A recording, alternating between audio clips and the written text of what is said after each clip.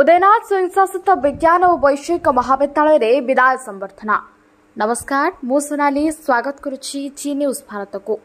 ओडिशार अग्रणी शिक्षानुष्ठान उदयनाथ स्वयंशासित विज्ञान और वैषयिक महाविद्यालय अध्यक्ष अध्यापक और कर्मचारी मानक पक्षरु पूर्वतन अध्यक्ष प्रोफेसर अरुण कुमार स्वाई, प्राध्यापिका हेमलता देई, खेल शिक्षक आराध्य कुमार प्रधान और हिसाब रक्षक सुजित कुमार कानूनगो को आनुष्ठानिक भाव विदाय संबर्धना दिया। महाविद्यालय अध्यक्ष प्रोफेसर सुशांत कुमार महांती अध्यक्षता करथिले।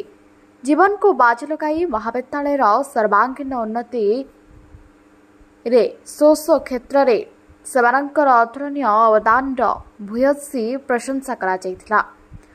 विदायी वरिष्ठ माने महाविद्यालय उन्नति पई सेवानंकर चेष्टा यथासाध्य उद्यम बजाय रखिबाको प्रतिश्रुति दैथिले। उपाध्यक्षा लेफ्टिनेंट चिरश्री इंद्र सिंह, डॉक्टर लुलमीना दास, डॉक्टर हिरण्यमयी मिश्रा, डॉक्टर कृपासिंधु प्रधान, डॉक्टर अजित कुमार पात्र, अध्यापक जितेंद्र कुमार दलई, लक्ष्मीधर साहू, अध्यापिका सुजाता मिश्र प्रमुख सेमानंकर गुणावली गुड़िकर आलोचना करथिले। डॉक्टर कविता मिश्र और अध्यापिका प्रज्ञालीन साहू मानपत्र पाठ करथिले।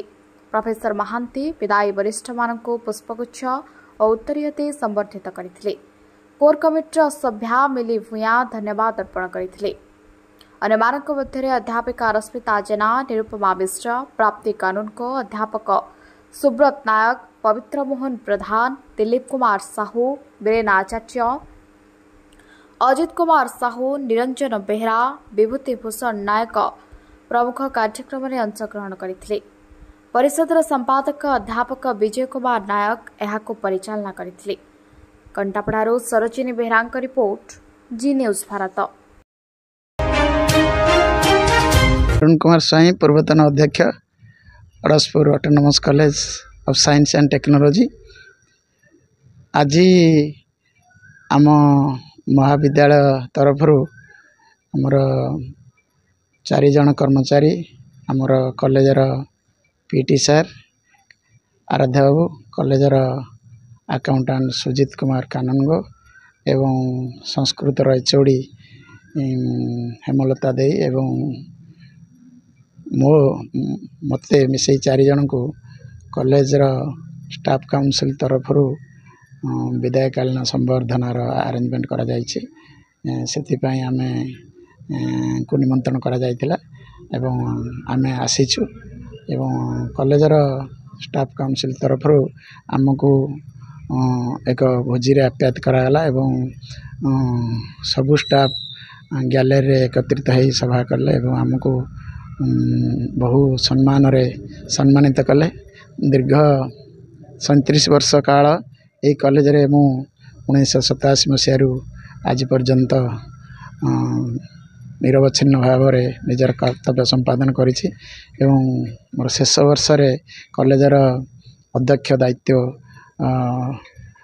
मोर यथासंभव सामर्थ्य दे मु कॉलेज को परिचालित करिवारे समस्त साहाय्य सहयोग सब कर्मचारी पाइक सुचारू रूपे परिचालना करने को चेष्टा करिछि एवं यही कॉलेजर पूर्वतन सभापति स्वर्गत त्रिलोचन कानून आशीर्वाद रे कॉलेज सुरुखुरे चली। ए वर्ष +2 +3 एवं पीजी रे बहुत भल रिजल्ट है। सबू यह संभव होइछि कॉलेजर कर्म आमर परिचालना कमिटीर सभापति एवं सभ्य मानकर प्रत्यक्ष तत्वावधान एवं कॉलेजर समस्त कर्मचारी मानकर साहाय्य सहयोग जोगु समस्त को अनुरोध करी ये हूँ त्रिलोचन बाबूंकर कॉलेज तांकरी आदर्श रे अनुप्राणित होई आमको निरवच्छिन्न भाव में अहरह परिश्रम करी ये कॉलेज को आगो नवा आ कॉलेज को निजर भाविबा एवं कॉलेज के भली नाक भल ग्रेड पाइब एवं ऑटोनोमस स्थिति तार बजाय रहिबो ए उपरे समस्ते आप्राण उद्यम जाहिर रखिबा यह ही मोर प्रभु जगन्नाथ निकट रे प्रार्थना। समस्तंकर मंगल हो, कॉलेजर उत्तरोत्तर उन्नति कामना करी रहुछि। जय जगन्नाथ। मो ना सुजित कुमार कानूनगो, मो उदयनाथ ऑटोनोमस कॉलेजर अकाउंटेंट।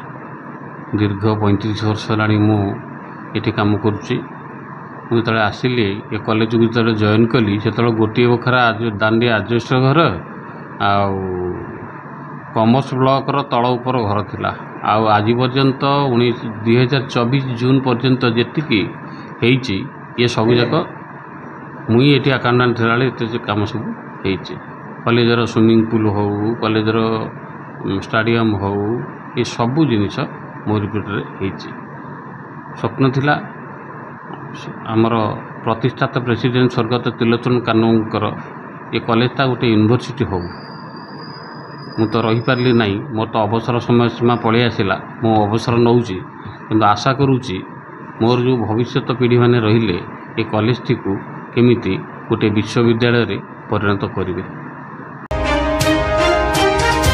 मो lieutenant Chirashrendra Singh Adaspur college UN college Adaspur vice principal 28 तारीख रे 28 जून ने आमर महाविद्यालय गोटे विदाय संवर्धना उत्सव होता से आमर प्राक्तन प्रिंसिपाल श्रीजुक्त अरुण कुमार स्वाई वाणिज्य विभाग एवं संस्कृत विभाग reader head of the department Shrimati Hemalata Dey तापर आमर अकाउंटेंट सुजित कानून को एवं आमर खेल शिक्षक श्रीजुक्त आराध्य कुमार प्रधान एमान को विदायकालीन संवर्धना आम देइथिलु से माने एठी समस्ते 30 वर्ष ऊर्ध्व काल काम करिसेंती से मानकर निष्ठा से मानकर साधना से मानकर त्याग रे आज महाविद्यालय समृद्ध होईछि